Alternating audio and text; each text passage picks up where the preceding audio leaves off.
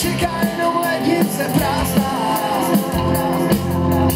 Dobrý, že můžu zas na záhon zajít. Otevřu rádka a tam je ta zahrádka krásná. Tolik krásná.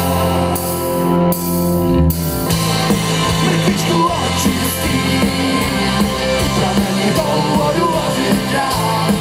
Recepci vymyslím, a na konci pak něco přidám. A už se hlavně moc musíš i vašnout.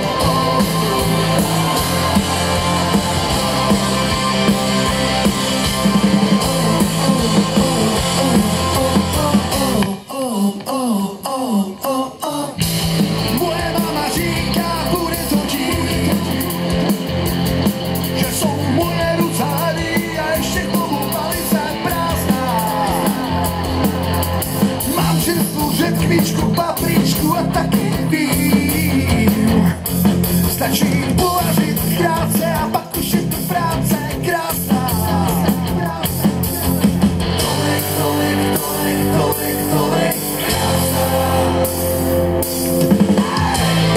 Mrtvičku očistím, pramení tou vodu vařit dál.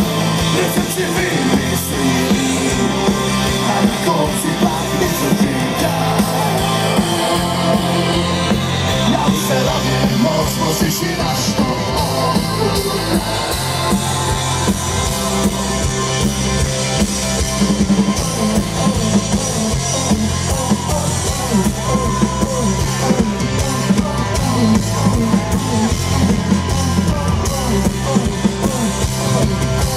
Ruce nahoru!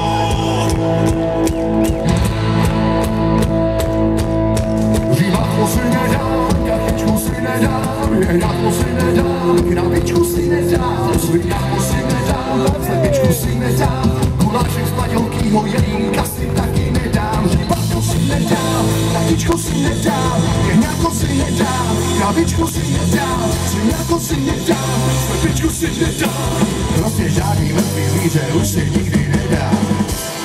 Mrtvičku očistí, pramení tou vodu vařit dál. Recepci vymyslím, a na konci pak něco přidám. A už se hlavně moc musíš i vašnout.